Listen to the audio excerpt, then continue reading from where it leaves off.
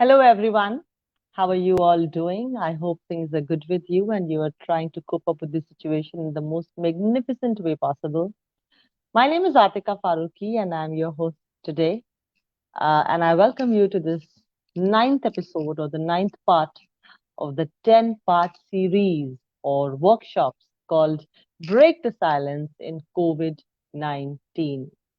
Well, I'm a poet, I'm a film writer, I host and produce a popular celebrity chat show in India. And during my stint as a television journalist for good 13 years, I looked at the social issues of my country very closely. And I realized that a red flag had to be raised. One had to speak up. We had to break the silence. A very popular poet in India called Rahat Indori, he's no more with us. He's left for his humble abode in the heavens. He said in Urdu, न हम सफर न किसी हमनशी से निकलेगा न हम सफर न किसी हमनशी से निकलेगा हमारे पाँव का काटा हम ही से निकलेगा. It is we who can help ourselves, and if not us, then who? If not now, then when? If not here, then where? एक पोएम है मेरी, एक नज्म है. इट इज कॉल्ड औरत. मैं शुरुआत में आपको वो सुनाना चाहूंगी so that you can understand what exactly are we going to talk about and why. It's about the journey of man and woman from the times of Adam and Eve till date. उस खुदा ने जहां बनाया, अरमानों से उसे सजाया, फिर नीचे इंसान को लाया, देख उन्हें फिर वो मुस्काया. आदम हवा थे कहलाते, मर्द और औरत जाने जाते, खुले आसमां में थे गाते, हमें खुदा ने एक बनाया. दिन बीते और गया वो कहना, हम तुम एक दूजे का गहना. औरत को दहलीज में रहना, घर का मालिक मर्द कहलाया. सदियां बीती वही नजारा, कोने में औरत का गुजारा. कायम है पर आदम का नारा, खुदा जमी का हमें बनाया.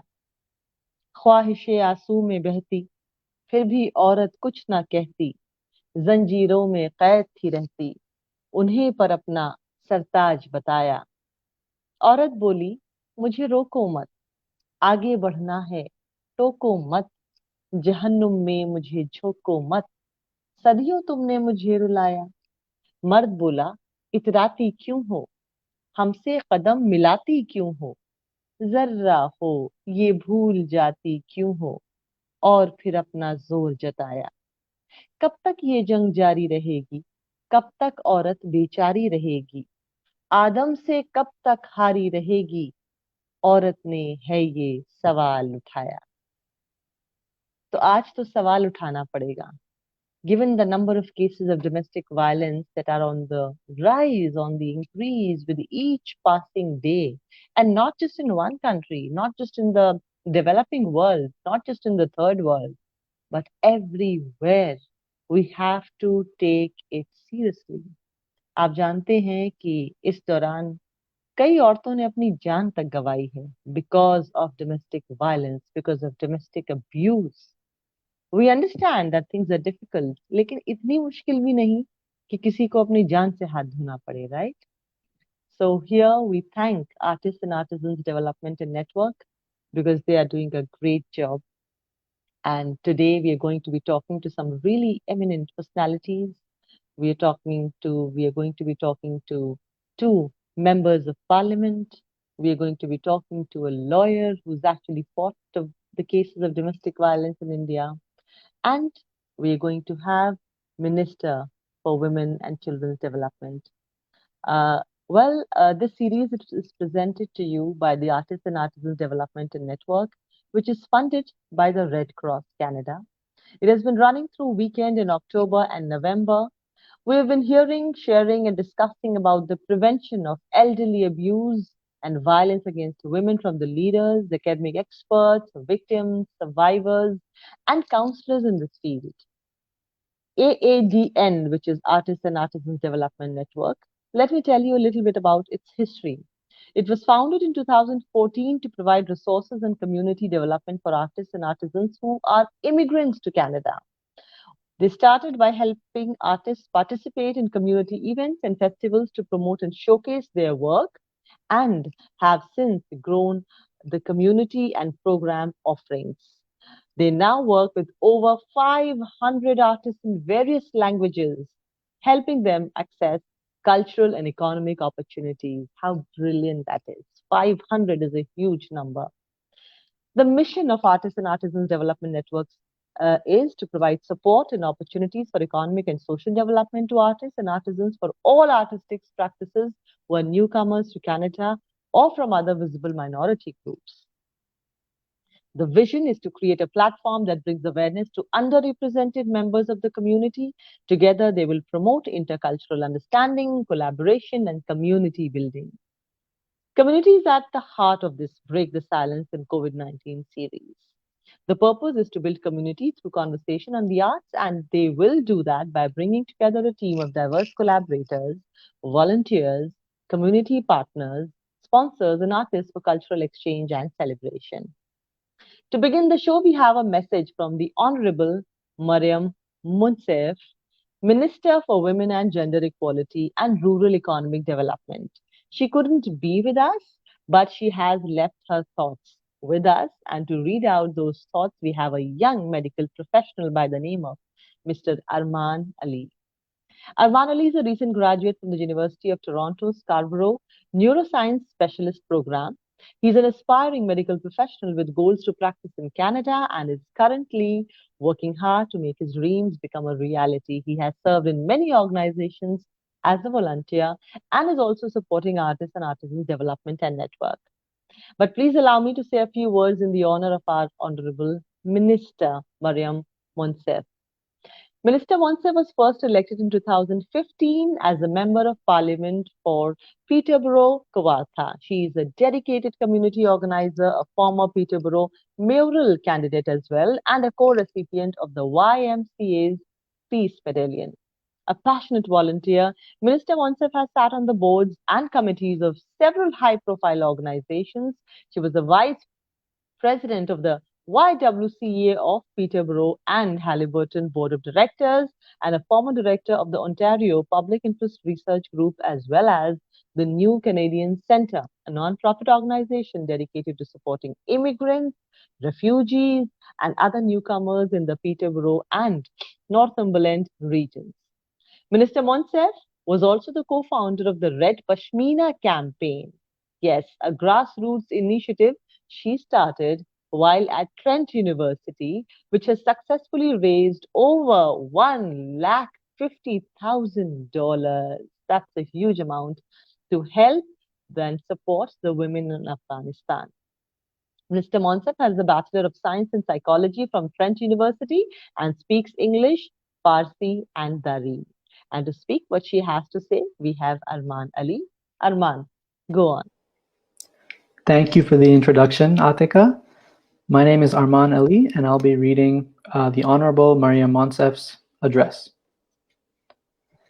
As Minister for Women and Gender Equality and Rural Economic Development, I want to extend my best wishes to the Artists and Artisans Development Network on your virtual event, Break the Silence in COVID-19. This important event will engage participants in a series of 10 workshops that speak to the issues of gender-based violence prevention, as well as provide advice on how all of us can look after our mental wellness during this difficult time. The Artists and Artisan Development Network has been a champion for women, racialized people, and newcomers to Canada for the past 6 years, and I want to recognize that today's event was made possible by months of hard work by many folk working tirelessly behind the scenes. This year has been challenging for everyone, as COVID-19 has impacted all of us. For those facing violence, the impacts of this pandemic have been severe. We've been told to stay home to curb the spread of COVID-19, but unfortunately, home is not a safe place for everyone. For women who experience domestic or intimate partner violence, being confined at home isolated, and in close contact with a violent partner can be a terrifying prospect. During the pandemic, there have been widespread reports that the rates and severity of gender-based violence are increasing, particularly intimate partner violence, and we have started to see what many experts have referred to as a shadow pandemic directed towards women and girls. The pandemic also created unprecedented challenges for survivors of violence and the organizations that serve them. That is why our government has moved swiftly to provide funding to frontline organizations to ensure they could continue their critically important work.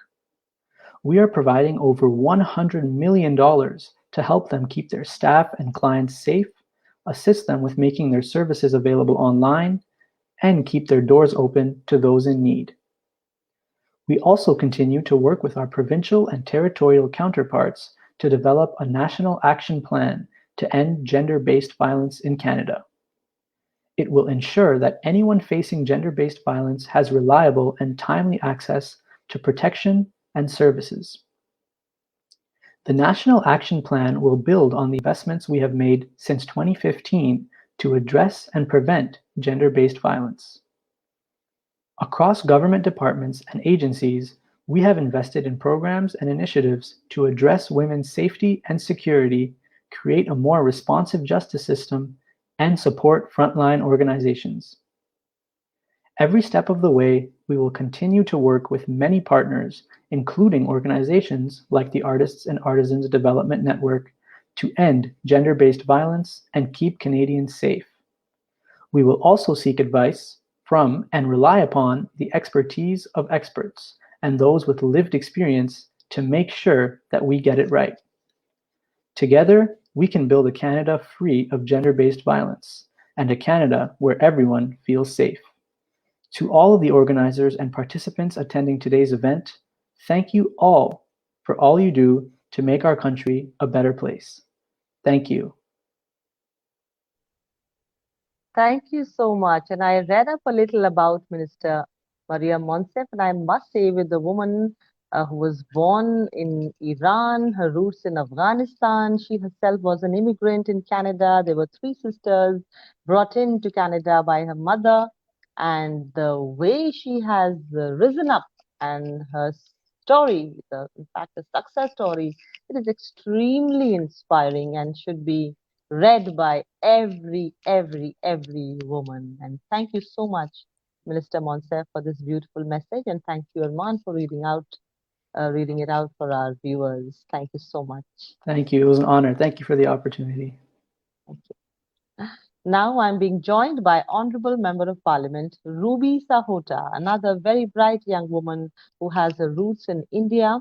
She throws more light on this situation. Allow me to tell you more about this person, this very eminent person in the politics of Canada. She was born in Toronto and raised in Brampton. Ruby Sahota is an active member of her local community in Brampton North. Before entering politics, Ruby worked as a lawyer, practicing for 5 years in the areas of criminal law, civil litigation, and dispute resolution in both the public and private sectors, handling a wide range of complex files at national and international levels.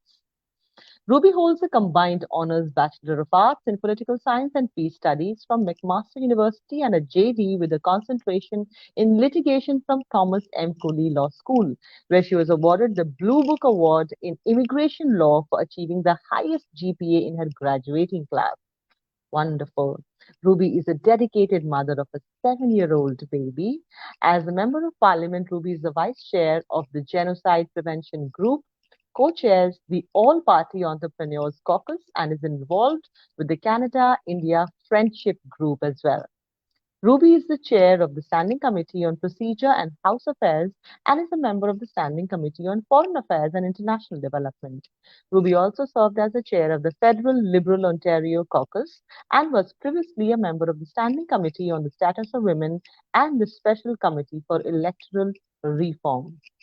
Outside of Ottawa, Ruby believes in being an accessible MP for her constituents, providing mentorship to young people and highlighting the diversity of Brampton North. Welcome on board. Thank you so much for joining us and giving us your time. Hello. Hello to everyone. Namaste as well. Hi. It's very much an honor to be a part of your program. The series that you're doing is quite remarkable, and I want to give artists and artisans, network and development a lot of credit for talking about an issue that is very near and dear to my heart, and one that deserves a conversation and deserves work to be done. And as Minister Monsef has stated, it is something that is high in the list of priorities for our government. Mm, Indeed, I'll talk a little bit about the work that I have been doing on the Foreign Affairs Committee currently. We are undertaking or have undertaken a study in which we're hearing from development agencies and organizations all across the world about the vulnerabilities that COVID-19 has caused on women and children. And through that, we are learning. The numbers are quite dire, just like you have mentioned, that women are. The rates of female genital mutilation, the rates of female feticide, the rates of domestic violence, the rates of you name it, hunger amongst women is more prevalent than amongst men. All of those indicators have gone up during this time. And in mm, fact, hunger has doubled across the world. And women are known and it has been documented that they are the last to be in line for the food. You know, they serve their families first. Men get to eat before they do, and so women and children are really in a very difficult spot. And then, of course, here at home as well. You know, I appreciate that you recognize that there is work to do around the world, and Canada needs to play a big role and a big part in it. I think making sure that we're investing in international development is really important to make sure that we do our part, but also it creates for a more stable and more vibrant Canada as well. And currently, what we're seeing, even in the region of Peel, I'm a member of the riding of Brampton North, and we are hearing elevated concerns from our regional police chief. We know that we have great organizations on the ground. However, I have had conversations with Minister Monsef recently, and just like your organization has received funding, we need to make sure that we work harder to recognize organizations like yours and continue to work together so that the government can make the right investments and support the right groups. And I'm a big advocate for local community members, people of the community serving the community. I think that is very important. And oftentimes there is a lens that is missing when you get up to the federal level in Ottawa, and not everyone can recognize what may be happening in your neighborhoods. And so that partnership to the local people on the ground is extremely important. And a part of my work from the bio that you read too is to make sure that I'm interacting with these community groups. I'm hearing the stories on the ground, that I'm accessible to people, that I am not somebody that is hard to get a hold of. And that is extremely important, I think, as a member of parliament to recognize what the needs of your community are. And I have recognized that some of these programs and grants and opportunities are very difficult for some smaller grassroots organizations. And so, me, along with Mariam Monsef and other colleagues, are trying to figure out ways where we can build up capacity for local groups and allow them to increase the amount of research that is being done. Just recently, we did talk to another strong organization that supports. Has a focus on advocating and empowering South Asian women, and a study that they have undertaken, and it was revealed that South Asian women are more likely than other immigrant women to have, or other racialized women to have a higher a level of education, to have university and college degrees in high numbers, yet there employment rates are extremely low. Their unemployment rate is at 20.4%, we were told through this study, and that's extremely high. And so I think that's also a key. Education is what we hear from people, but not only education, making sure that that education then can. Can result in a good livelihood, a fair wage for women, and that is still an issue in our country today. And that is something I'm committed to working on and fighting for equal wage, narrowing that or eliminating that gender gap, and so that women are not stuck in situations where they have nowhere to go when they find themselves being a victim of domestic violence and many other issues that do occur. I think um, can be can be supported through groups like yours, and also recognizing where the barriers lie so that we can help work together to eliminate those. So thank you so much for the work that you're doing. Thank you for giving me a few minutes to speak, and I'm looking forward to seeing the rest of your program and understanding and learning more from your experiences. Thank you so much, MP Ruby Sauta. You are one of those kinds who have been consistently doing such a lovely work.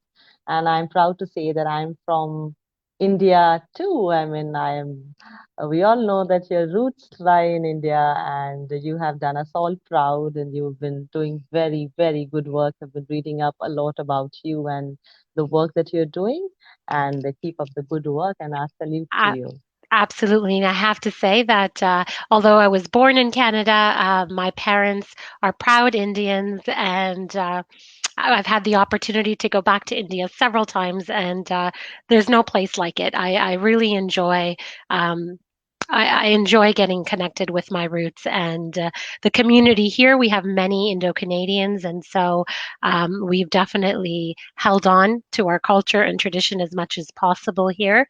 And so, thank you. Also, the artists and artisans really can be a voice for the people who find themselves not to have a voice at times. So, thank you. Thank you so much. Thank you so much for joining us and giving us your valuable time. I again would like to mention a few people, a few organizations that have kind of made this possible. And special thanks to Canadian Red Cross, Government of Canada, Honorable Member of Parliament Salma Zahid, Member of Provincial Parliament Christina Mitis. Now let me introduce our panel members, because this is not just a panel where we're going to be talking about the problems. We are also coming up with some solutions, and kind of brainstorm on what, when, how, where of this entire situation of domestic violence that has arisen, and the numbers have increased in the pandemic. So to discuss that, we have Honorable Member of Parliament Salma Zahid, and a very accomplished lawyer, advocate, Mrs. Shaheen Khan Naqshbandi. Allow me to say a few lines about Honorable Member of Parliament Salma Zahid first. Elected as the Member of Parliament for Scarborough Centre in 2015 and re-elected in 2019, Salma Zahid is a committed champion for gender equality and a strong voice for the diverse families of Scarborough. Salma is chair of the Standing Committee on Citizenship and Immigration and a member of the Standing Committee on the Status of Women. In her work on committee, she has worked to ensure that the voices of radicalized Canadians and visible minority women are heard, and has advocated for improved customer service within the immigration system and for increased family reunification. As an MP, Salma has worked to raise awareness of the oppression of the Rohingya Muslim minority in Myanmar and other oppressed persons around the world, and pressed the government to take a leadership role in providing humanitarian assistance. Her private member's motion M155, designating June as Filipino Heritage Month across Canada, was unanimously passed by the House of Commons. What a wonderful feat. In Scarborough, Salma has worked to bring people of different communities together through initiatives such as the Scarborough Centre, Multi Faith Council, firmly believing that what we have in common as Canadians is far stronger than what sets us apart. a recipient of the Diamond Jubilee Medal for Meritorious Community Service for her contributions to Canada. Salma holds a Master's in Educational Management and Administration from the University of London's Institute of Education and an MBA from Quaid-e-Azam University in Pakistan. Salma, her husband Salman, and their sons Umaid and Usman are proud and long-time residents of Scarborough. We welcome you, Ms. Salma Zahid. Thank you so much for taking out time for being with us. And another panelist is, hello, how are you? Thank you, Atika. Good afternoon. Thanks a lot for having me with you to discuss an issue which is very close to my heart. And thanks for all the great introduction you gave about me. So you deserve it. This is all about yourself and your efforts that you've made in your life. It's all the credit entirely goes to you, nobody else. And another panelist that we have is Ms. Shaheen Khan Naqshbandi, who is a Mumbai-based lawyer who specializes in women-related laws, matrimonial laws, and laws related to offences against women and children. Incidentally, she, along with her senior, Mrs. Ansuya Dutt, was the first lawyer to file the case under protection of women against domestic violence in Mumbai. The said law was passed in India in 2005. Mrs. Shaheen Khan Naqshbandi practices law in Mumbai High Court, Bombay High Court, Family Court, and various other civil and criminal courts in India. Let's begin this discourse. Welcome both the ladies on board. Are you there?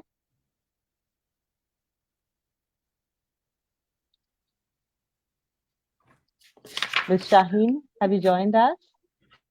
Hi, hello, how are you? Hello, Shaheen, can you hear us? Am I audible to you, Shaheen? Shaheen आप मुझे सुन सकती हैं? शाहीन आप मुझे सुन सकती हैं?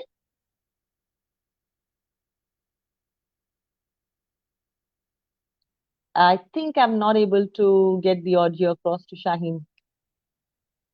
Yes, now she is.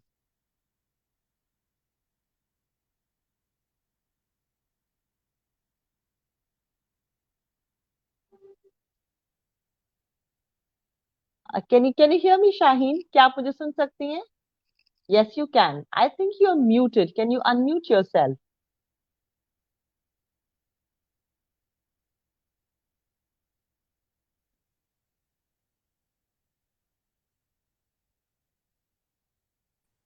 Hello, can you hear me? Yes, now I can hear you. We all can hear you.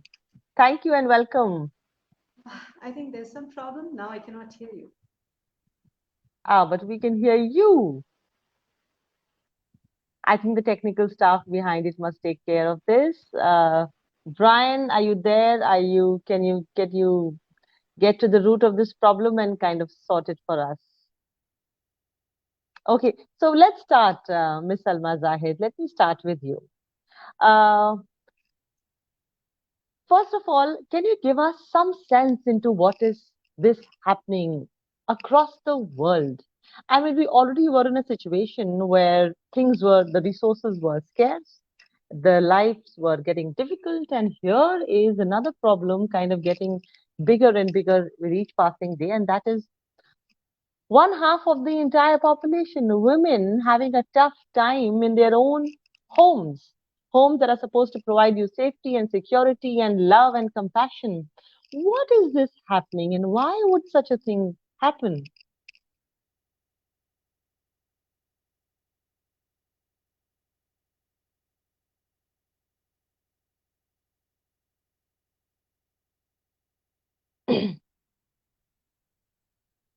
You're not audible, Ms. Zahid. Can you unmute yourself, please? Yes. Thank you, and thanks for raising this important question. Yes, gender-based violence is a fact. And even in a country like Canada, the statistics show that it's higher percentage, the percentage of women who are facing violence is much more higher than men. And I think this is something we need to look into. And there are many factors which contribute or lead towards gender-based violence.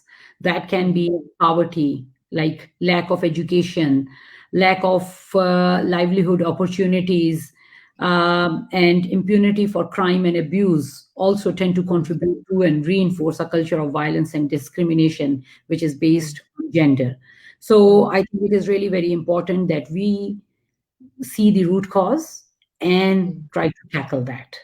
So that I think for that, it is really very important that we take into consideration the poverty levels, the lack of education, and giving more economic power, financial stability to women.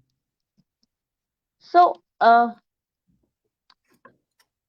Ms. Zahid, tell us, in the past 6 to 7 months, हम लोग देख रहे हैं कि एक ऐसी situation जो हमने जिंदगी में शायद नहीं देखी। सुनते थे कि बहुत सालों पहले ऐसा एक वायरस आया था, इतने लाख लोग मर गए थे, and situation went spiraling out of control and things like that. And here we are in the 21st century, in a time where we are supposed to have done any and everything possible that was difficult 100 years ago. We've gone to the moon, we've done everything that makes the civilization of humanity proud. But as this started happening from the month of March, और ये जो पूरी situation create हुई, सबसे पहले तो we were dealing with COVID, then we were dealing with the job situation, then we were dealing with the people slipping into depression, and then here we are listening to the facts that women are losing their lives.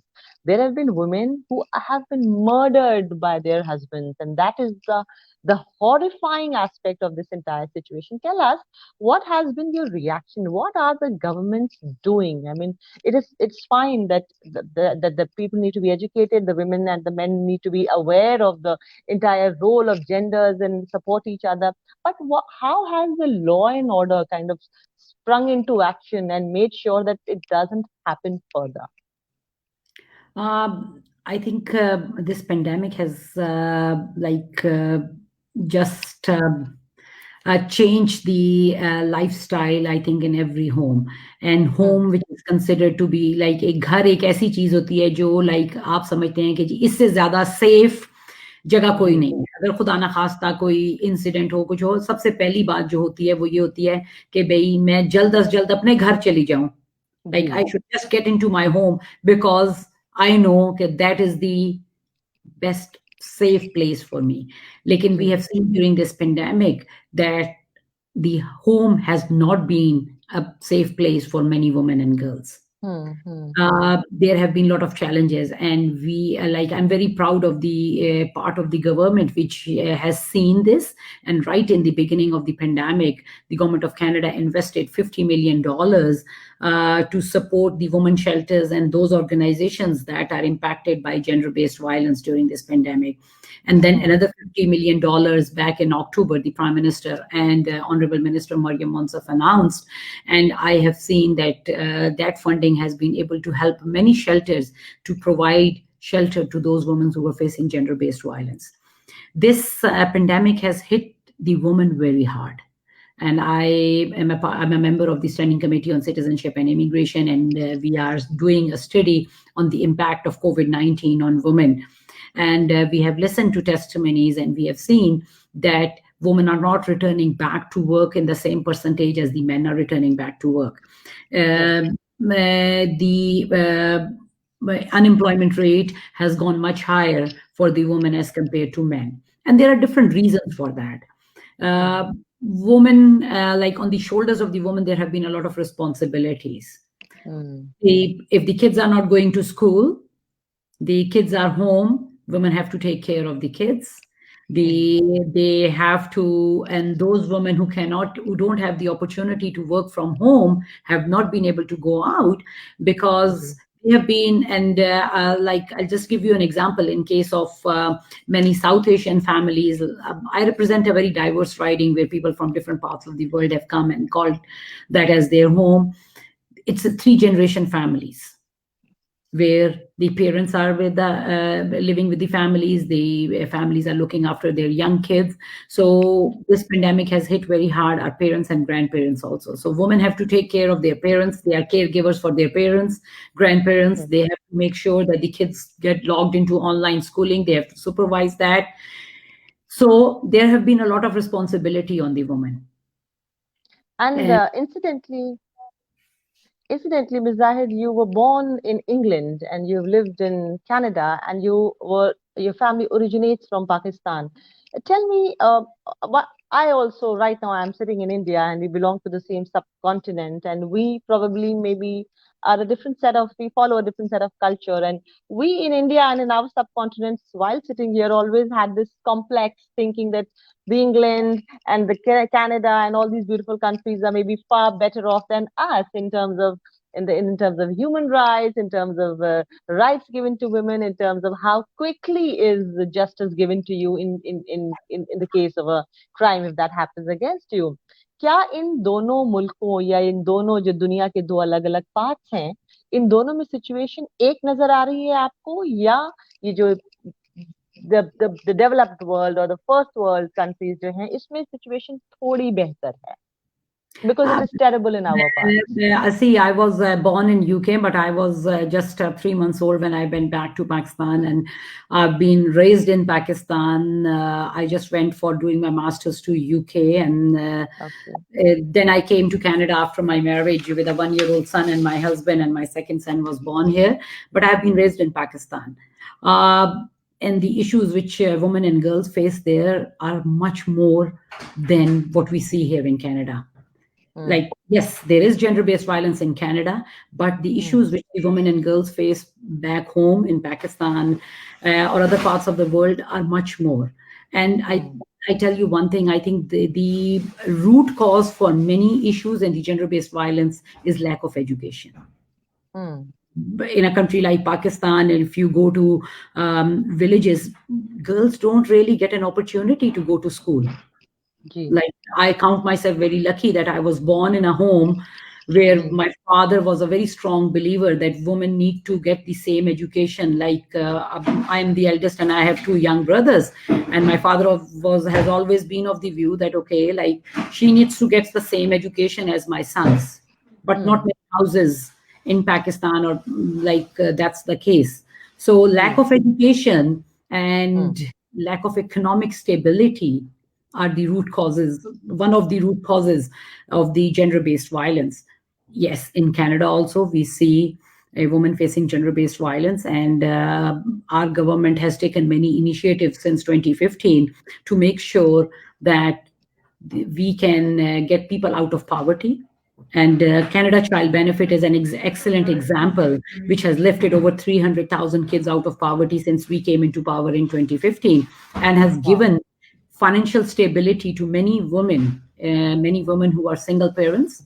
Canada Child Benefit has given financial stability. And when I hear from the constituents in my riding, it's very humbling to know that, yes, Canada Child Benefit is making a difference. And during this pandemic also, in May, there was an extra one-time payment for those families who are getting Canada Child Benefit, because we know that a lot of people lost their jobs during this pandemic. CERB, which was started in March, Canada Emergency Response Benefit, and which has now, after 7 months, got changed into Canada Recovery Benefit, was able to provide enough resources to many families to put food on the table. Over 9 million Canadians took help of the CERB. When we see safe place, a safe housing, I think, is really very important to stop gender-based violence. And that's why we as a government have invested a lot of money into National Housing Strategy. And there has been money out of the National Housing Strategy to make sure that there is more affordable housing for women. Lovely, lovely. That's a great effort that your government has put in Ma'am, I would like to get in Miss Shaheen Khan Naqshbandi here. Shaheen ji, आपने सुना कि क्या कहा MP Salma Zahid ने कि the government is doing a lot of work and primarily in the sector where actually providing financial help to a woman who has left her house with a being a single parent with a child कि उसको आप support कर सकें अगर किसी लड़की को ये पता हो कि मैं अपना घर छोड़ूंगी तो मेरे पास जाने को कोई जगह है तब तो वो अपना घर छोड़ेगी वरना तो वो मार खाती रहेगी आपने ये जब लॉ इंडिया में पास हुआ 2005 में उसके बाद जो protection of women against domestic violence act के तहत जो पहला केस था वो आप लोगों ने लड़ा था उसका कुछ एक्सपीरियंस बताइए कि 2005 से लेके 2020 तक क्या चेंजेस आपको लगे हैं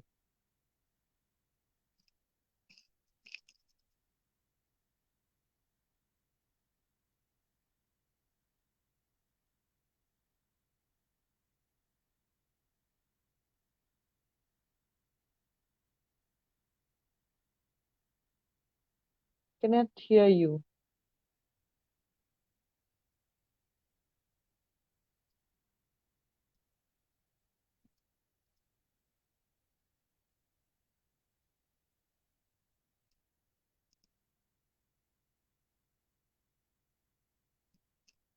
no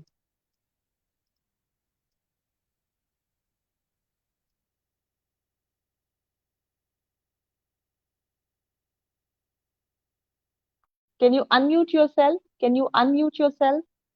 Shaheen can you unmute yourself I can see a mute sign right now can you unmute yourself no I still cannot hear you no क्योंकि आपकी कंट्रीब्यूशन बहुत ज्यादा रही है इस फील्ड में और हम आपको सुनना चाहेंगे you've actually been on the ground fighting the perils the evils can you hear me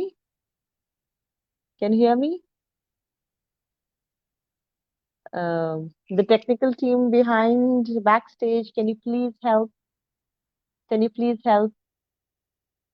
technical team can you please help we cannot hear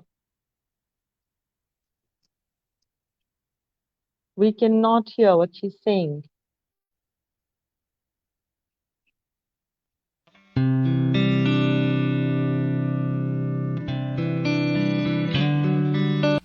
Good afternoon. How are you? Wherever you're watching from, my name is Gloria Gift Nankunda, and I'm very glad to be a part of Break the Silence in COVID-19, brought to you by the Artists and Artisans Development and Network, funded by the Red Cross Canada. Thank you so much for bringing the conversation about the prevention of elderly abuse as well as violence against women, especially this lockdown. As you may have known throughout this workshop, there were a lot of numbers. The percentages have gone up. People are suffering, and we are now encouraging you, please speak up and seek help. This first song that I'm going to sing today is called Far and Beyond. It's off my Nankunda album. And why am I singing this? You know, we might sit here and speak to you as a victim or even as a perpetrator. But I'm telling you that unless you choose to go seek help, we cannot help you. So I'm telling you that the world may choose to change you, but it is all up to you to go and stand for yourself. So here it is, Far and Beyond, of course, with my partner in crime, Mr. Neil Gardner. Thank you so much.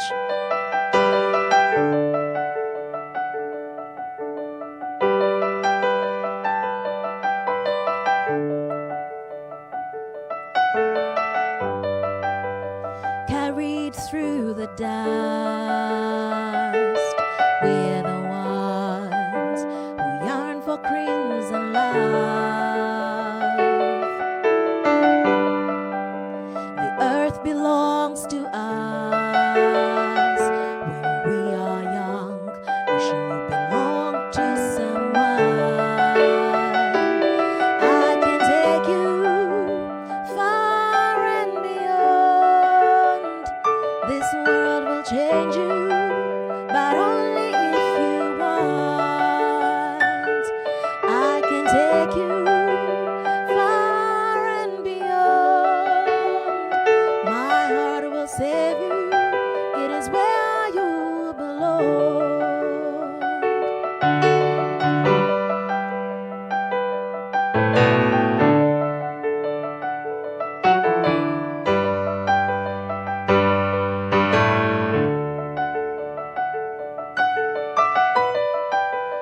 Lost in the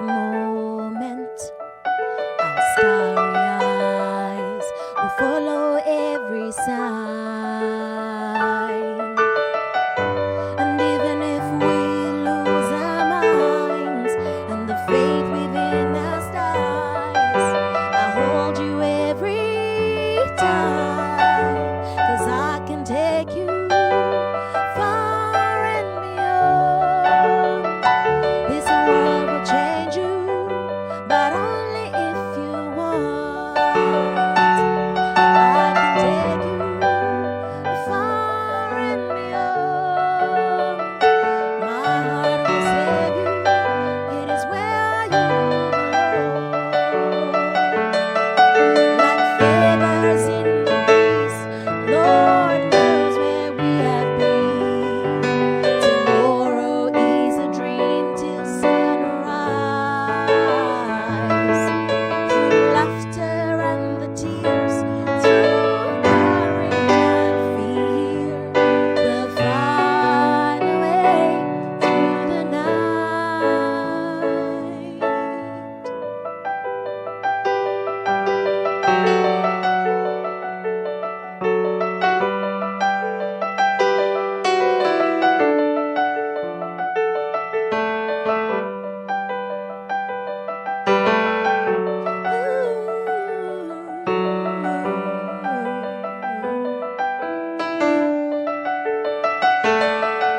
Can take you far and beyond.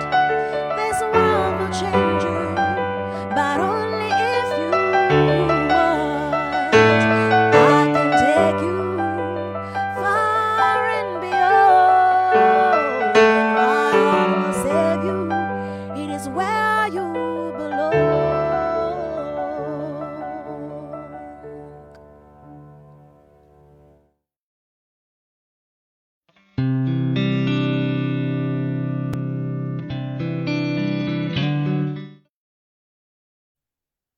What a lovely performance. So I must tell you that this lady was Gloria Gift Nankunda. She is a musician, she's a singer, a voiceover artist, and an actor, and she's also a part of this entire artist and artisans development and network. And let me tell you a little about her. She's this wonderful girl who's added to the diversity of Canada. She, as her name goes, was born with a vocal gift mentored by a doting grandmother. Music became her strength, transcending with her on life's journey. Her soulful voice has delivered an 8-track debut album, Nandkunda, released in September 2019. Her music is a delightful euphony of tales derived from her rich Ankoli heritage in Uganda, meshed with her life experiences. She's been singing since she was 5 years old, furthermore, in high school through participation in music and dance competitions and school choir. Gloria obtained a diploma in acting for TV, film, and theatre from the Toronto Film School. She has immersed herself in this industry, wearing many hats from actor, producer, director, voiceover artist, host, MC, to setting up her own venture, Risha Productions, a creative space that nurtures talent. Gloria has had the opportunity to showcase and share her Afro folk soul musical style on various stages, stretching from Boston's Summer Splash to the Canadian Music Week, Canadian Asian Fashion Week, Pearl of Africa events and Black History Month, African Music Week Toronto, African Fashion Week Toronto, Artists and Artisans Development Network, a voice series, African Women Acting Digital Performance Series, Inclusive Arts Festival, Small World Music Festival 2020, and now Break the Silence in COVID-19 series. She's also a member of the first emergency cohort as facilitated by the Small World Music Center. Nankunda, her passionate ensemble of melody and story can be found online on Spotify, Apple Music, Google Play, Tidal, and iTunes. Gloria, that was a wonderful piece. Thank you so much. We will keep coming back to you for some musical relief because, as we all know, amidst all the pain and agony, music is what heals the soul. Thank you. And let us get back to the discourse that we were having. Is Shaheen audible now? I would like to ask her a very important question. Atika, can you hear me? Let's be Yes, clear on that. now we've got That's you. nice. Thank you. So Thank you Shaheen so much for that. आपने बाकायदा case लड़े हैं उन औरतों के लिए जिन्होंने आवाज उठाई, जिन्होंने कहा no more, enough is enough, ये जानते हुए कि उनके आगे जो जिंदगी है वो उतनी अच्छी नहीं होगी. They'll have to come out of the comfort zone. Tell us that first case that you fought with the new law passed. The moment a woman stands up, her struggle begins. And that's in itself is an achievement, that in itself is a success. My first case, the reason why I actually worked on this case was this was one law which was giving an opportunity to a Muslim woman to get a roof over their head. There was no other law that which would give them this opportunity. That was one reason why I struggled very hard. And the moment I got the first case, I grabbed the opportunity, and we were the first lawyers in Bombay to file this case now here. In case of those were the times when triple talaq was still valid and things were more difficult. Thereafter, apart from being the struggles of Muslim women, a woman is a woman, but regardless of which community she belongs to, they all share a common agony when it comes to struggles with patriarchal society. True. Domestic violence law.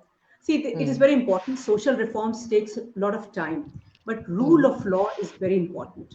It's very important. There should be some legal dissent. There should be some legal deterrence, and these laws, whether it is Protection of Women from Domestic Violence Act, whether it's POCSA, whether it is Rape Amendment Acts, whether it's Sexual Harassment Against Women Act, all these acts, government has done its job by bringing in laws. Now, our country face two spearheaded issues. One is a rural community, another is an urban community in most of the cases are at least aware that they are being oppressed, whereas the rural community, most of the times they have internalized oppression. They assume it is part and accepted it is. So our struggle is much higher. It is not only about education, it is about unlearning and learning. It is about reconstruction of minds, about gender justice, about treating, about accepting that patriarchy is an injustice to women. That's right. That's right. Given the number of cases, or given the number of incidents happening, do you see the same number of women wanting to come out of that situation? I see there is a lot of awareness among women. And across all kinds of communities, educated or regardless of income groups, I see women, and fair enough, there is a lot of awareness among women. There are some government schemes also. But besides that, free legal aid, for example, free legal aid for the victims of domestic violence. There's a government program called Sakshi for rural areas. So there are, but apart from that, there are quasi-government associations like NGOs, Women are Working for Women. They are also very proactive to educate women, to make them aware of their rights. And I see the number of women that I started working with has immensely increased. Women are aware, and they assert, they know there is a law that can protect them. And what a beautiful thing this is. Yes. And what about their rehabilitation or relocation? Does government come up with schemes that kind of financially support them, give them jobs? Sakshi does has some. See, you have to understand two things. There are many government schemes which are general in nature, where women are helped with skills, with training, providing them nutrition. There are these schemes. They can be narrowed down to women who are victims of domestic violence, but they are available for general women. As far as specifically any policy for victims of domestic violence, we cannot compete with the developed countries over there. That's right. That's right. And tell us, Shaheen, do you see an impact or an effect of movies or popular media that has kind of changed the narrative or kind of impacted the way women themselves think about themselves? I mean, I know of so many women जिनको लगता है कि ठीक है चलता है वो तो मजाजी खुदा है वो तो पति परमेश्वर है वो तो परमात्मा है आना तो इसी के पास है 7 जन्म का नाता है. And I see many affluent women talking like that as well. they think it's okay and it's a too small a price to pay for a comfortable, decent living with your head held high in the society. So that stigma is still there, कि नहीं हमको थोड़ा pen बर्दाश्त है, लेकिन वो सारी जिंदगी की जो एक कहानी बन जाएगी सिंगल औरत की, वो हमें नहीं चाहिए. See, our South Asian countries have a different culture, different society, different traditions. And this is where I said it is internalizing patriarchy. And it's not only men who are, even women have internalized patriarchy. This is where we need unlearning of patriarchy. This is where we have to understand what exactly gender justice means. And yes, there is no two ways about it, that even affluent women, educated women, women who are financially independent, even they are trapped in this nuisance of social issues that, samaj kya kahega, talaq nahi honi chahiye.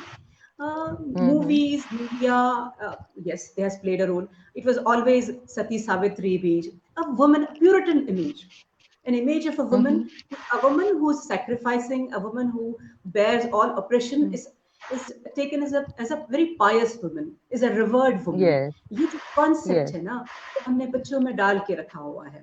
So this has to be we have to understand that oppression is oppression, it is injustice. This has to be inculcated. I think a new generation is media is a reflection of our society. Whatever happens in the society, media reflects it. But at the same time, media has a responsibility of educating society, build up perceptions. It can manufacture minds. If it can do that, if media becomes proactive or educated, definitely things will change. कुछ ऐसे incidents बताएं. Who will bell the cat? कुछ ऐसे incidents बताएं शाहीन, जब किसी victim की बातों ने आपको झंझोड़ दिया हो, किसी विक्टिम के एहसासात ने, उनके एक्सपीरियंसेस ने आपको झंझोड़ दिया हो, जो कहानी आप कईयों को सुनाती हो कि मैंने एक ऐसी औरत को इंसाफ दिलाया था. अतिका, मैं कमर्शियल लॉ में काम करती थी जब मैंने काम करना स्टार्ट किया था, और मेरा इस फील्ड में आने का मकसद ही यही था कि मुझे इस तरह की एक औरत मिली थी जिसने मुझसे कहा था कि मुझे आप इंसाफ दिलाएं. और उस वक्त हमारे पास कोई लॉ ऐसा नहीं था where I could give her justice. और उसके बाद मैंने अपना कमर्शियल लॉ में रेजिग्नेशन दिया. I came over here and joined Mrs. Ansuya Dutt, and then we filed this protection. I realized the problems and issues with women only after hearing that woman's story. She's a famous woman. I will not name her over here, but that woman, मामूली सी लड़की थी, किसी छोटे से गांव से आई थी UP के, और किसी क्लार्क से उसकी शादी हुई थी. 7 साल की शादी और 3 बच्चों के बाद उसका हस्बैंड दूसरी औरत घर ले आता है. She objects. He gives a triple talaq, throw her out of the house. And she said me, and it still sends its chills down the spine. She said, "Madam, mere bacche bhutu the." She went into flesh trade. Thereafter, she went into another kind of entertainment and made a lot of money. When she had enough money to pay the topmost lawyer of Bombay, she came to us and said, "Madam, give me justice." So my senior asked me, she's a Muslim woman, provide her a justice. And I didn't know what I could do for her. That was the moment my senior made me realize the women of your community need a law that can protect a roof over their head. I realized my responsibility towards the community and towards women in general, and I joined this stream of law, of practice. Wow, वही कहावत है ना, hell hath no fury than a woman scorned, and the hand that rocks the cradle is the hand that rules the world. वो जब एक औरत को समझ में आ जाता है कि उसकी काबिलियत क्या है, तब उसको कोई रोक नहीं सकता. लेकिन वही टर्निंग पॉइंट बहुत जरूरी होता है. I would like to get in MP Salma Zahid here. Are you there, ma'am? Yes, how are you?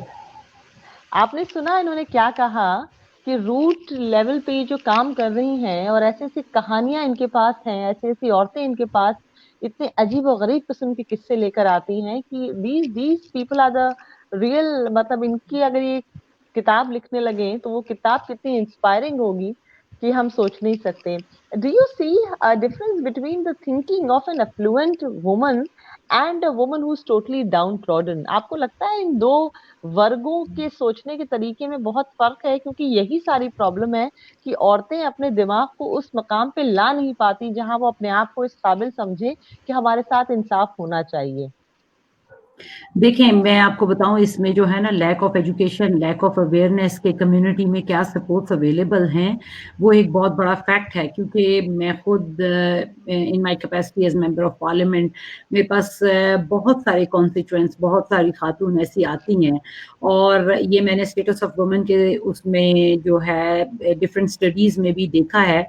Statistics Canada ने जो डेटा शो किया है वो ये वाज़े शो करता है कि जो है ना जी, रेशलाइज कम्युनिटीज में वुमेन ऑफ कलर, माइनॉरिटी का, इंडिजिनस वुमेन, ये जो है डोमेस्टिक वायलेंस का ज्यादा शिकार हैं. एक तो ये है कि मैंने अपनी राइडिंग में देखा है मैनी केसेस जो है ना, खवातीन को अपने हक का ही नहीं पता होता, उनको ये मालूम ही नहीं होता कि उनके राइट्स क्या हैं. जी. ठीक है ना, क्योंकि उसमें खवातीन को इस बात का ये इंडिकेशन देना कि भाई आपको कोई इस तरह ब्लैकमेल नहीं कर सकता. काफी खवातीन जो है ना, वो समझती हैं, जिस तरह अगर इमिग्रेशन में कि भाई खुदा ना खास्ता मैं घर छोड़ के चली गई, अपने हस्बैंड को मैंने कुछ कहा, तो वो मेरा इमिग्रेशन सिटीजनशिप का स्टेटस ही कैंसिल कर देगा. This is a fact. मैं आपको बताऊं, तो जब मैं उनको ये एश्योरेंस देती हूँ और ये बताती हूँ कि भाई ये नहीं है फैक्ट, आपका जो है सिटीजनशिप आपकी या आपका पीआर स्टेटस कोई इस तरह कैंसिल नहीं करवा सकता. तो इसलिए बहुत जरूरी है. और हमारी राइडिंग में बहुत सारी ऑर्गेनाइजेशंस हैं ऐसी जो इस पे काफी ज्यादा काम कर रहे हैं कि भाई खवातीन को सबसे पहले ये बताया जाए कि उनके राइट्स क्या हैं. अगर खुदा ना खास्ता वो एक ऐसी सिचुएशन में आ जाते हैं जहाँ के वो सेक्सुअल वायलेंस जो है ना दे हैव टू फेस, तो where can they turn for help? There is if anyone cannot afford to hire a lawyer, the Ontario Legal Aid is available for many people. The women can go and get Ontario Legal Aid to fight their cases. तो इसलिए ये बहुत जरूरी है कि हमारी जो grass root organisations हैं, like artist and artisan development and network, and hats off to this organisation for doing the work which they are doing. बहुत सारी ऑर्गेनाइजेशंस ऐसी हैं जो अवेयरनेस क्रिएट कर रही हैं, and it is educating many women. So it is really very important that we invest in education of women. We make sure that we create resources for women that they can get out of poverty. Getting out of poverty line, I think, gives them a lot of assurance. If single mothers or like women who are facing violence, they know, yes, they can put food on the table for their kids. वो उनका जो है ना, वो कहते हैं कि सवा से खून ही बढ़ जाएगा उस बात से. तो ये बहुत जरूरी है कि हम अवेयरनेस क्रिएट करें और जो है कम्युनिटी में एक दूसरे की हेल्प करें. मेरी राइडिंग में जो विक्टोरिया पार्क हब है, they are doing amazing work for the empowerment of the women. Dorset Park Hub, Arab Community Center, these are some of the examples who are providing that support to women, providing support to the new immigrant women, because when new immigrant women come in, they really don't know where to go in case of some issues. जो है, जो खवातीन spousal applications के तहत आती हैं, like उनके husband उनको शादी के बाद स्पॉन्सर करते हैं और वो यहाँ आती हैं, उसमें भी notice lot of cases which are coming up कि भाई they are facing sexual like gender based violence, and that's why we cancelled the condition back in 2017 that no one can take their citizenship back. Like if they have to get out of that relationship, they maintain their PR status. Oh, interesting. Ji. Interesting. Shaheen ji, what are the things that we can learn from Canada here? What are the rules and nice set of rules that they have जो हमारे पास शायद नहीं है? Like she just mentioned, the government has spent like millions and millions of dollars of just making shelter homes for the victims. जो अपने घरों को छोड़कर कहीं जाना चाहती हैं, वो जाएंगी कहाँ? So the government has provided them shelter homes.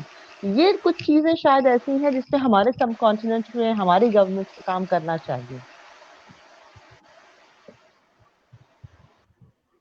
हाँ, इन चीजों पे हमें बिल्कुल काम करना चाहिए और हमें जो है ना उसमें data gathering is another factor I think which can help us to stop gender-based violence, because if data is collected and intersectional lens is provided, then we will have more data to show that, okay, which groups of women are facing more violence, where which जहाँ communities तक are facing more investment violence. का ताल्लुक है, government का investment, go on Shaheen, क्या कह रही हैं आप?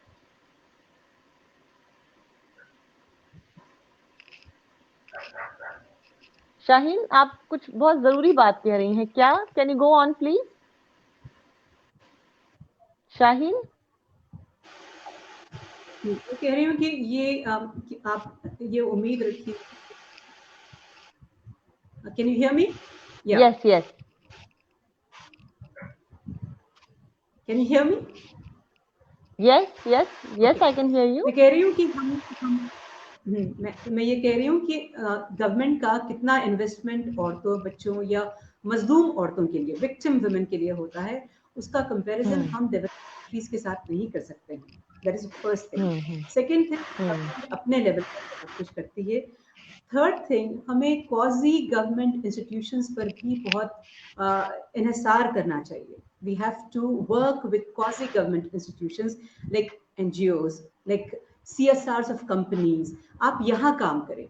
अगर आपके पास गवर्नमेंट के पास इतनी एड नहीं है तो there are many ways which can be develop. मगर उस सब के लिए there has to be a harmonious and awareness and education. अगर जैसे आप और मैं जैसे चंद लोग अगर हम मिलकर किसी कंपनी के पास जाए और कहे कि भाई आप अपने CSR का फंड इतना हमें दें, हम ये हमारी NGO और हम ये काम करेंगे, तो 100% आपको मिलेगा. लेकिन इतनी कोशिशें, ये कोशिशें करने के लिए भी एक किस्म के ड्राइव की जरूरत है. Completely depend. We have to understand our shortcomings. We just cannot expect huge kind of investments from the government, and for our kind of population that is not really possible. Not at this stage.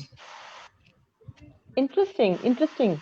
And let's talk like women ourselves. Let's understand the psyche of women post the victimization. आपको क्या लगता है कि घर तो बचा रहता है, शादी तो बची रहती है, ये 2-3 चीजें बची रहती हैं, लेकिन कांस्टेंट विक्टिमाइजेशन के बाद over a period of subjugation एक औरत की साइकी पे क्या असर पड़ता है? मे बी फॉर एग्जांपल सोचिए कि 10 times 20 times a woman has been beaten up by her husband. How does she change as a person without even realizing that she has changed? देखिए, इसका इफेक्ट आई थिंक ना सिर्फ उन खवातीन पे होता है जो वायलेंस फेस करती हैं, बल्कि आगे से जो अगली जनरेशन है ऑन देयर यंग गर्ल्स, वो भी एक बहुत ज़्यादा अफेक्ट करते हैं. तो इसलिए आई थिंक ये बहुत ज़रूरी है कि we provide some mentorship to those women and provide them with some examples of some breaking of glass ceilings. I think some good mentors coming them to talk to them, I think can motivate those people. Again, मैं यहाँ Canada 1999 में आई थी. अगर 16 साल में like working through different obstacles, I can be a voice of the people of Scarborough Center. I think all our women can dream big, work hard towards that. And I even remember in Pakistan, I think I was a student in doing my undergrad when Benazir Bhutto became the Prime Minister of Pakistan. And I think it was like really for us that, yes, a woman can, there was a lot of negative commentary on her. Many people who like women cannot be a ruler of the country, but like for us as young girls doing our undergrad, I think it was a big thing that yes, a woman can lead this country, so we can also do anything. So I think it's really very important. And in 2015, when Prime Minister Justin Trudeau came into power, like Liberal government came into power, and seeing the first ever gender balanced cabinet, I think was a big thing.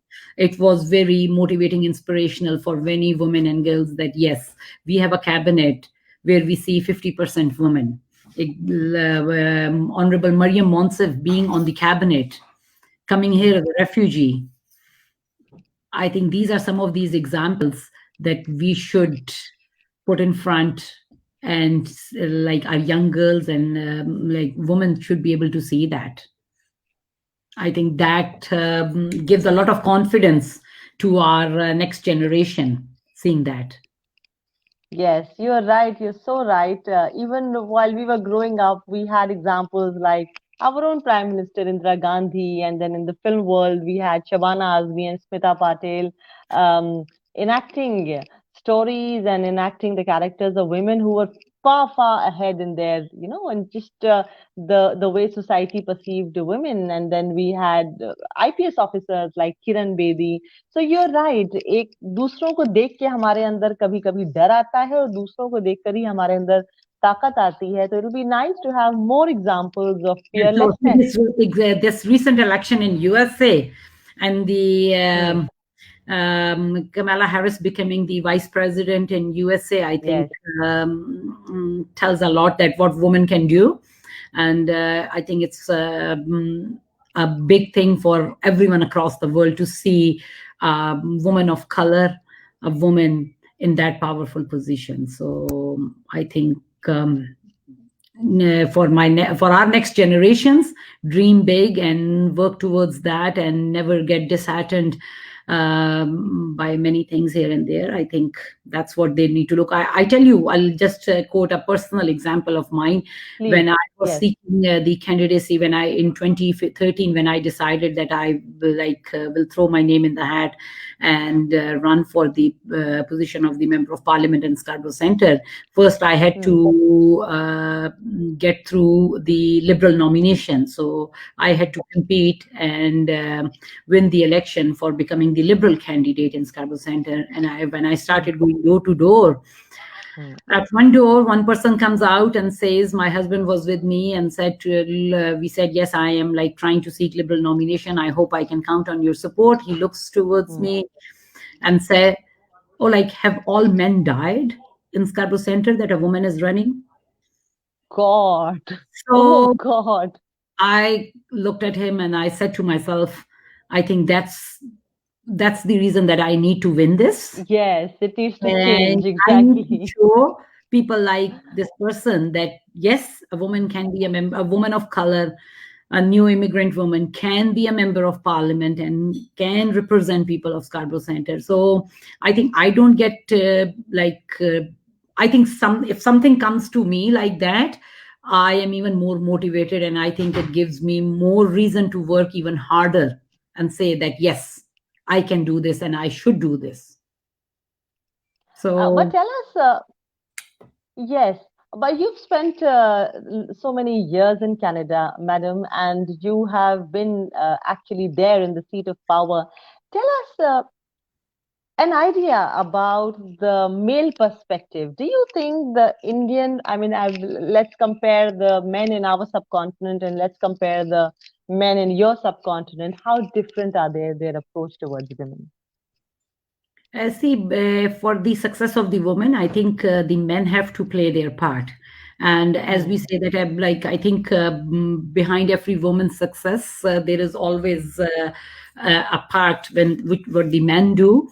Because I think, and this is what we need to do, that we need to talk to our sons, we need to talk to our young kids and educate them about women empowerment, women education, and making sure that women can lead this world. I cannot do this if I don't have the support of my husband. He's also of Pakistani origin, but he has walked every step alongside me in this journey of politics. I cannot do this without the support of my two, not now young boys, but young men, 22 and 20 years old. Because first of all, for them to understand this, that yes, she is doing this for the good of the community, and if for that she is not home all the time, or they cannot get a fresh meal every day, I think is really very important. And then making sure that they are there to be part of the my team campaigns. My husband and both my sons have always played a front role in the campaigns to get me elected. Without their support, I cannot do this, and I won't have been able to do this. So I think it is really very important for men to understand that, yes, they need to play their role for the success of the women, success of their wives, success of their mothers, success of their sisters. Yes. Our men and boys have to play their part in the success of the woman. Absolutely. You have two bright young boys growing up. I think they will also be one day somewhere in the whole scenario of power and the scenario of politics. And I'm hoping that they grow into fine gentlemen and very well raised by yourself. Shaheen, tell me, जैसे उन्होंने बोला कि एक आदमी की सख्त जरूरत होती है अगर एक औरत कुछ करना चाहती है. You are also a mother. हमें एक कहावत है कि if you think you can do it or if you think you can't do it, either ways you are right. ये आपके अपने मनोबल पे है कि आप क्या कर सकते हैं और क्या नहीं कर सकते हैं. Tell me, if a woman wants to do something, कि नहीं मुझे करना है, करना पड़ेगा ही, और उसके साथ एक आदमी ना हो, मान लो उसका हस्बैंड ना सपोर्ट कर रहा हो, तो ऐसे में आप हथियार डाल के बैठ तो नहीं सकते कि भाई उनको नहीं पसंद है तो हम नहीं करेंगे. ऐसे में एक औरत क्या करे जब वो खुद तो कुछ करना चाह रही है अपनी जिंदगी का, लेकिन उसका साथी साथ नहीं दे रहा है? Because there are many women listening to us right now and they might be in such a situation.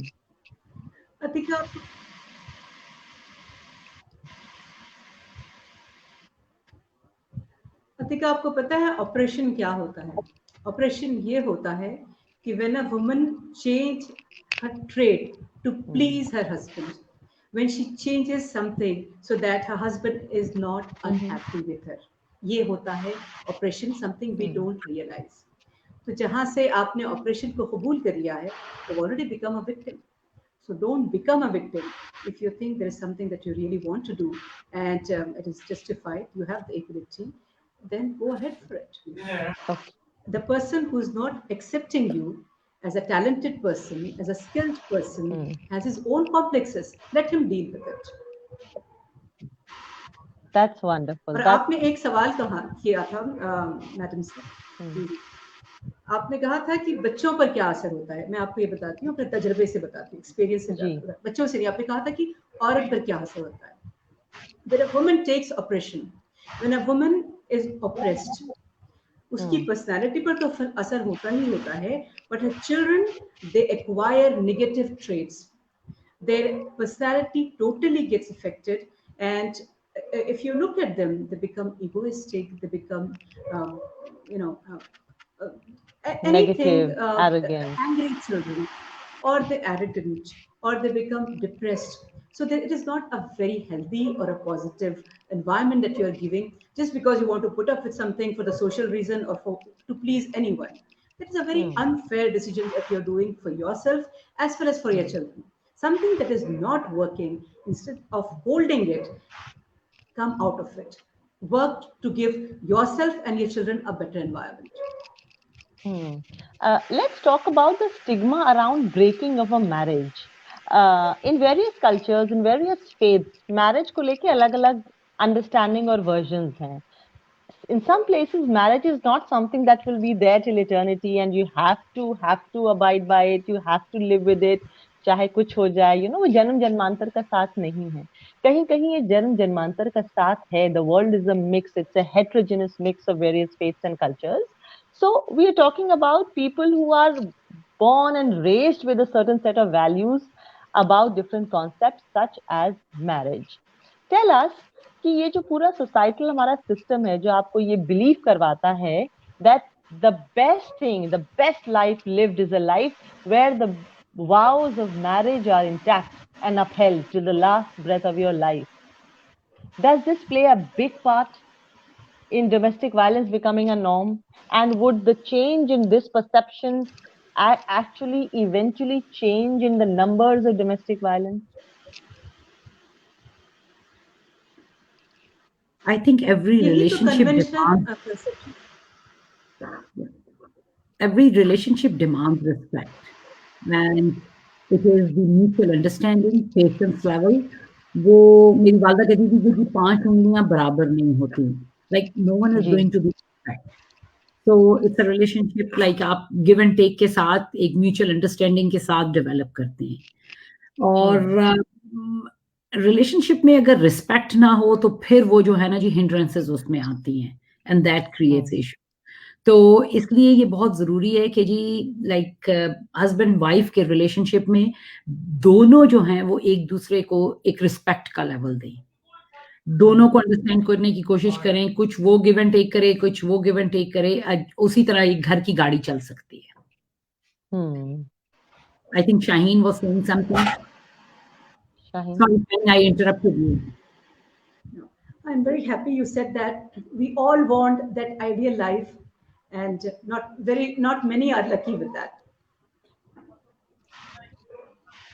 So what happens when you're not lucky with that? See, the idea of getting remarried, Shaheen, the idea of being able to get married again, the idea of remarriage, the idea of being married twice, ये आज भी हमारे माशरे में हमारे society में अच्छी नजर से नहीं देखा जाता है आपके अंदर कमियां निकालते हैं कि ये शायद डिफिकल्ट टू गेट अलोंग होंगी या होंगे जिसकी वजह से वो एक रिश्ता ऐसा जुड़ता है कि टूटना उसका मुश्किल हो जाता है so if we are more okay if we warm up to the idea of remarriage maybe the situation that has kind of arisen कि भाई आप उस पार्टनर को छोड़ नहीं रहे हैं बावजूद इसके कि वो आपके ऊपर सितम कर रहा है जुल्म कर रहा है that I think our movies especially in our subcontinent in fact in every movie even in the west you see the vows of marriage and all these things are so sacred and the popular media has firmly drilled it into our psyche that remarriage is not a good thing while it is not a bad thing at all. There are different cultures. There are many cultures like Arab and African cultures where remarriage is not at all an issue and it's very acceptable. Unfortunately, we come from a culture, a tradition where these things are not as welcomed as in other cultures. And यही conventional traditions थी जिसकी मैं बात कर रही थी जिसको unlearn करने की जरूरत है यही वो चीजें कि even educated women, successful women, financially independent women remain stuck in bad marriages. Take all humiliation, take all unhappiness and are still scared to let it go. तो ये इसका रीजन तो यही है कि भाई आपकी अपब्रिंगिंग जो है आपका एनवायरनमेंट जो है आपकी सोसाइटी जो है people associated with you they claim power on you they have not only imbibed or given you those kind of conventional understanding perception they have simply drilled patriarchal system in your mind and they want to live and continue with that acceptance of patriarchal system लोगों को समझ ही नहीं आता है कि हमने ये accept कर लिया है we are accepted and we are living with that they don't even want to revolt and anybody who's revolting against us is a rebel आप ऐसी औरतों से मिली हैं शाहीन आप ऐसी औरतों से मिली होंगी बहुत औरतों से मिलती हूँ और आप मेरी बात पर यकीन करें कि मैंने देखा है लोअर स्ट्राटा में लोअर इनकम ग्रुप्स में women are more liberal as compared to middle class women upper class are also comparatively liberal तो ये सारा जो मसला है ये मिडिल क्लास के साथ होता है जहाँ पे औरतें अच्छी खासी पोजीशंस पर होती हैं they are successful in their careers they boss around in their office they come home and then they choose to remain tied up with a marriage which is just giving them an agony. That's a wonderful observation. I think we all need to work together to make sure that we provide support and help to those women who are facing gender-based violence.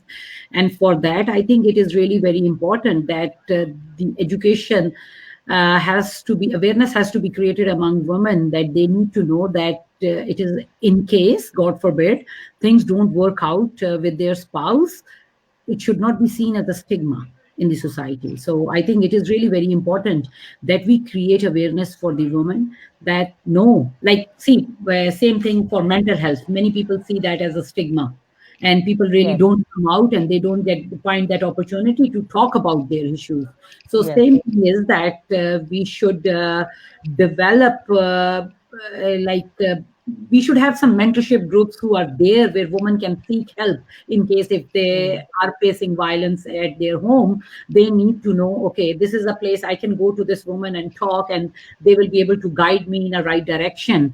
And people like us have to create awareness that no, in spite of doing your best, if at the end of the day your relationship doesn't work out, you should not see that as a stigma. And we need to educate, we need to talk about these things at our homes, even with young, like our sons, even with our brothers. And we need to show them the examples at home that yes, if like my son see that yes, their father respects the wife, and like due respect is given at home by their father, so naturally they will have an example, and they would know that yes, this is the same level of respect we need. Once we get married, we need to provide to our wife. Yes.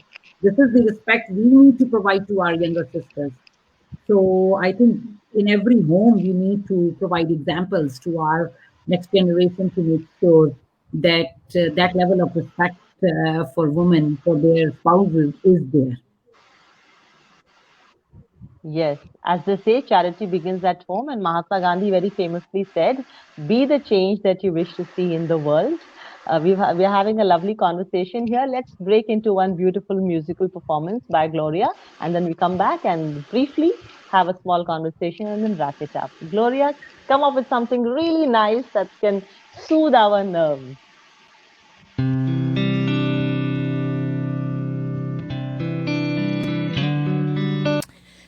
This next song is called Aiwowowo Ungabwa. It is a cover of a lady that I've looked up to while growing up by the names of Prosi Kankunda. Ngabwa means, it's an endearment, saying the beauty of giving birth to a girl child. When you give birth to a girl child, kneel down and thank the heavens because you've given birth to something precious, to someone very precious. We're talking about the prevention of violence against women in this lockdown. So I am reminding you, to the men or the women that are, beating each other's partners, I am telling you, please value the worth of a woman. Thank you.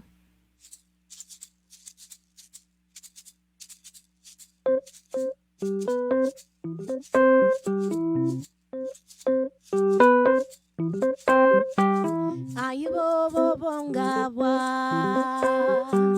ayununu nenyonyozi numkija mukija boro boroje ruchirabona beniwe ayubobongabwa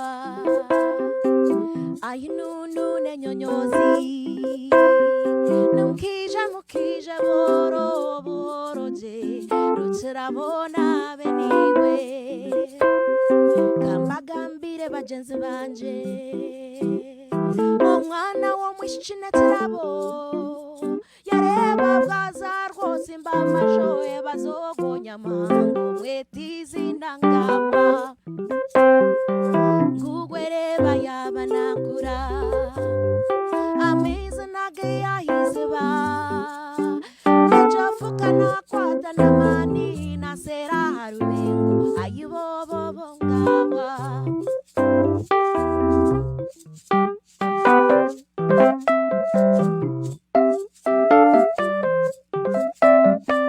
ngugwereba yabanakura abashija b'inzu bamuhiga n'ubushesha n'ubwira natonze atinde kubenda nyowe indyo mwana wo muhira reba nagira atinde kushwerwa munyaruganda tata na mawe nimbatina ababahira batiza baweshu ababitira ya mawe ayibobobongabwa ayibobobongabwa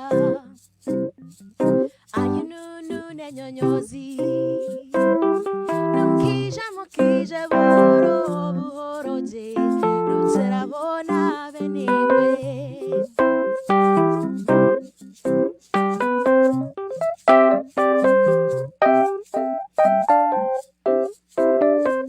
hazamtahunga hazamtahunga hazamtahunga hazamtahunga ya mawe hazamtahunga bishimwe hazamtahunga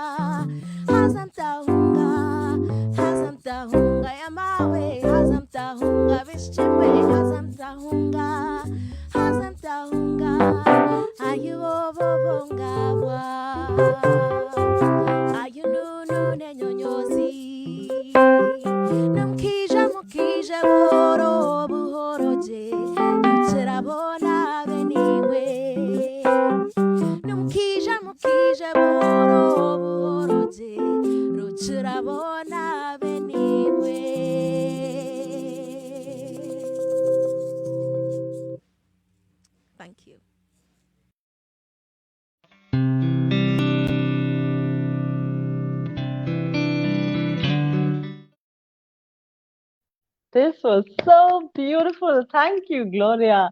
You know, I remember this Hindi song. It goes like this.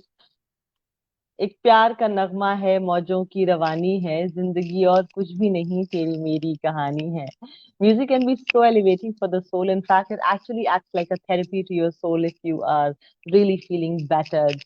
Madam Salma Zahid and Shaheen, just in the end, let's talk briefly on अगर आप इस परेशानी से गुजर रहे हैं कि आपके हस्बैंड, आपके लाइफ पार्टनर, आपके बॉयफ्रेंड, आपके live in partner, whoever is the man in your life, he is becoming verbally and physically abusive towards you, आप क्या करें?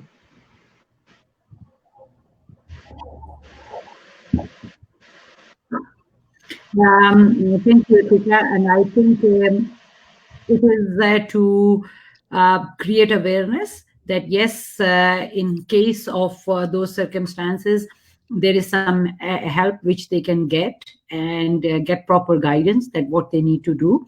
And in case of very abusive relationships, if they have to get out of it, they see some light that yes, if they want to get out of the abusive relationship, like they have a place in a shelter or they have a place to go. I think that surety is really very important. So they need to know that yes, what are their rights and what they can do to fight for their rights. So the awareness about and education about knowing your rights and knowing the way how to go about it, I think is really very important. And it is we being elected representatives, I think it is very important that the government is there to at the back of those women by providing support to the organizations, to those who are trying to help women fleeing violence, providing support, appropriate support level to the shelters where women can go and live in case they are facing gender-based violence. Lovely. Shaheen? First of all, accept that you're being abused. And no abuse should ever be accepted, should ever be tolerated. Stand up, bond with fellow women who have been through those kind of situations. That will give you some positivity, some support system, some way how to deal with it. Use all the available information and resources available at your disposal to fight and struggle and come up. Now, having said all this, I am sure our conversation was not at all man versus woman. It was the beauty of human race is diversity in gender. It was only because for years and years and centuries, women have been oppressed. It's only now we are realizing, we are accepting, and we are asserting ourselves. So we speak about it. No, I think as an official, and as or to all those women who are in the positions of power, and whether they are they're leading grassroots organizations or elected representatives, I think it is really very important that we keep raising awareness, we keep pushing our governments at all levels, whether it is local, municipal government, provincial government, federal governments, to do more.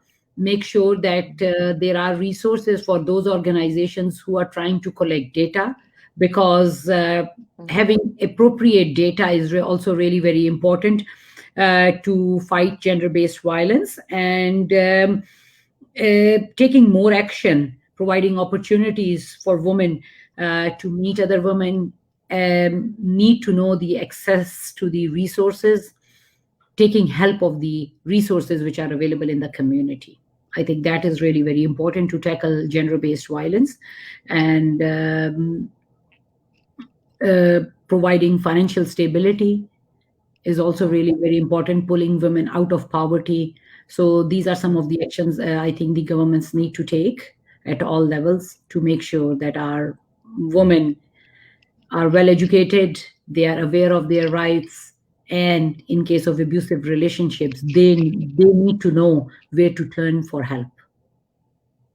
You're right. To sum it up, I need to just speak a few lines out of my poem, which was based on domestic violence, and It's something like this. I'll read a few lines out of that long poem कि तुम्हारे ज़मीर ने तुमको एक प्याम भेजा है कि हाँ वो पहला वार था पर तुम क्यों समझी कि आखिरी बार था वो तवील सिलसिले बदसलूकी के जब्र गुरूर जिसमें उसका हथियार था सब्र का हासिल हमेशा जन्नत तो नहीं मगर ये समझना तुमको दुश्वार था वही रिश्ता जो काबे का इबादत से है वो नाता जो निकाह का सदाकत से है वो गांठ जो इश्क की आदत से है तोड़िए तो इतना एहतराम रखिए कि टकराए फिर से नजर तो नजर न झुक जाए अब न गुजरेंगी हम पे रातें जिल्लत की क्योंकि हमने करवट ले ली है और अब इस तरफ हमको तारे कुछ दिखाते हैं कहते हैं तेरी राहों में आज हम बिछाते हैं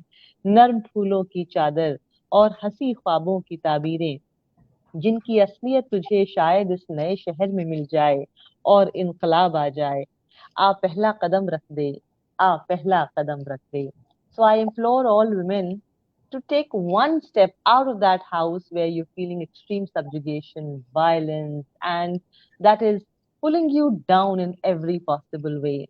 Thank you so much, Honorable Member of Parliament Salma Zahid. Thank you so much for Shaheen Khan Naqshbandi. Thank you so much for joining us, giving us your precious time. Shaheen, आपके शहर में रात के 12 बज चुके हैं Canada में इस वक्त दोपहर के 2 बज रहे हैं आप दोनों दो अलग मुख्तसर और दोनों अलग मुख्तलिफ दुनियाओं से जुड़े हैं एक ही बात करने एक ही प्लेटफॉर्म पर आपका बहुत शुक्रिया Atika, आपका बहुत बहुत शुक्रिया. Thanks to Artists and Artisan Development Network for providing this opportunity to share our perspective. And thank you for doing this series of Breaking the Silence. I think the need is there. And in case of this pandemic, there's even a greater need to make sure that we fight gender-based violence and make sure that every woman knows that, yes, we can do that in case of abusive relationships. We can get over it, and there is help for us. So thank you for doing your part in the fight against gender-based violence. Thank you. Have a great day. Have a great term. Thank you for giving us this platform. बहुत शुक्रिया. My pleasure. My pleasure. My pleasure. In the end, we must thank a few people, very, very important. The board of directors at Artists and Artisans Development and Network. PR partner for this event is Risha Productions. Artists and Artisans partner agencies are Positive Community Development, Creative Joys, Shacklet Films, IDRF, Ryerson University, Trios College, U of T, Diversity Cultural Association, Swar Gunjan Music Academy, and many others.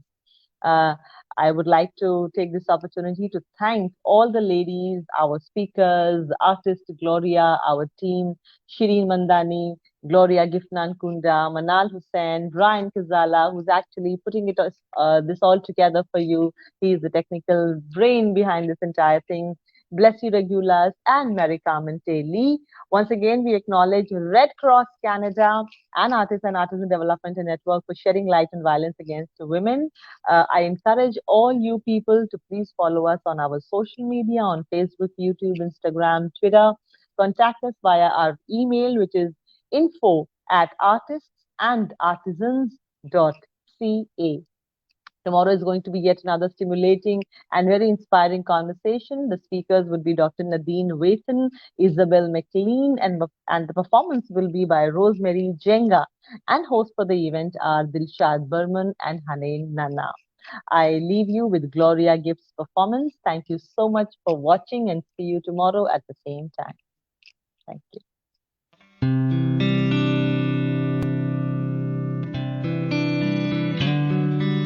So this last song is called Emlanjeni. Arts and Artisans Development and Network is known for working with diverse communities. This song is in Zulu, and Emlanjeni means I will meet you at the river. What am I saying? I'm singing this song because so many people, we've lost some people to domestic violence and elderly abuse. We've literally lost a few people. So I am sharing this moment with the families of those that have lost their loved ones within this pandemic as well.